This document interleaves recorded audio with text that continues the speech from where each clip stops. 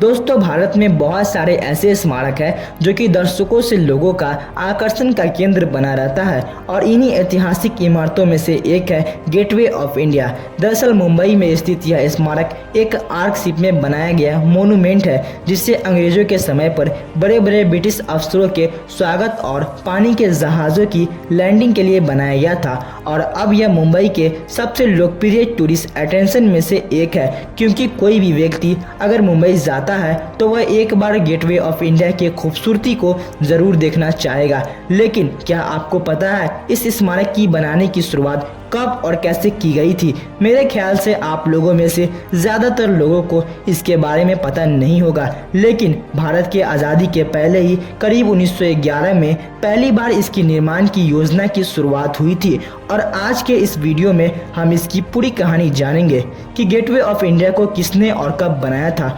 तो दोस्तों, जैसा कि मैंने आप लोगों को पहले ही बताया था कि गेटवे ऑफ इंडिया को बनाने की योजना 1911 में पहली बार शुरू हुई थी, क्योंकि उस समय यूनाइटेड किंगडम के राजा जॉर्ज V और क्वीन मैरी भारत यात्रा पर उसी रास्ते से ही गुजरकर आने वाले थे। हालांकि राजा के आने तक गेटवे ऑफ इंडिया तैयार तो नहीं हो सकता था, लेकिन उन्हें इस मोनूमेंट का कार्डबोर्ड मॉडल दिखाया गया था और फिर इसके 2 साल के बाद 31 मार्च 1913 में उस वक्त मुंबई के गवर्नर सर जॉर्ज क्लॉड ने इस मोनूमेंट की नींव रखी थी। वैसे इस मोनूमेंट को बनने से पहले इस जगह का इस्तेमाल मछुआरों के द्वारा मछली पकड़ने के लिए किया जाता था, लेकिन जब गेटवे ऑफ इंडिया को बनाने की योजना को मंजूरी मिल गई तब इस जगह को मछुआरे से ले लिया गया और फिर 1913 में ही नींव रखे गए इस स्मारक को बनाने की शुरुआत 1920 में जाकर हुई, जिसका काम अगले 4 साल यानी कि 1924 तक चलता रहा और फिर गेटवे ऑफ इंडिया को 4 दिसंबर 1924 को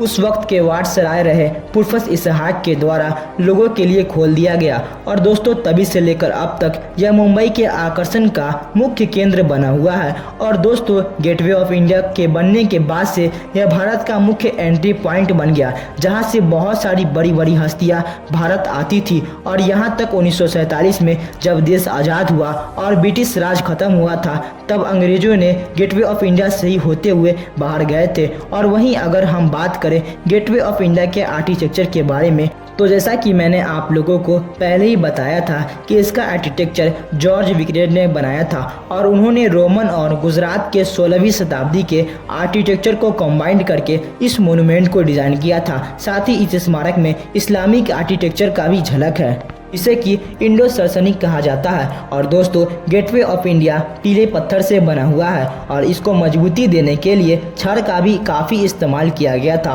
और इस सब के अलावा बम्बे से ही कुछ पत्थरों और ग्वालियर से भी कुछ चीज़ों को मंगवाया गया था। और जब गेटवे ऑफ इंडिया 1924 में बनकर तैयार हो गया तब इसकी ऊंचाई 26 मीटर यानी कि ये लगभग 85 फीट की थी और वहीं इसकी गुंबद की बात करें तो इसकी गुंबद का व्यास 15 मीटर यानी कि 49 फीट के आसपास है। साथ ही आर्क के हर तरफ बड़े बड़े हॉल्स भी बने हुए हैं जिसमें एक साथ 600 लोग आ सकते हैं। दोस्तों, उस समय में इसे बनाने में करीब 21 लाख रुपए का खर्च आया था, जिसे कि भारतीय सरकार ने ही दिया था। दोस्तों, काफ़ी फेमस एलिफेंटा गुफा भी गेटवे ऑफ इंडिया के काफ़ी पास मौजूद है, जिसकी वजह से यह आने वाले टूरिस्ट बड़ी ही आसानी से मोटर बोट की मदद से दोनों जगह पर घूम सकते हैं। दोस्तों, आज के समय में अगर देखा जाए तो गेटवे ऑफ इंडिया भारतीय इतिहास का एक अहम हिस्सा है और इसी वजह से इसे मुंबई का ताजमहल भी कहा जाता है। वैसे आप भी हमें कमेंट करके ज़रूर बताएं कि क्या आप कभी गेटवे ऑफ इंडिया घूमने गए हैं। अगर गए हैं तो आपको ऐसी क्या चीज़ है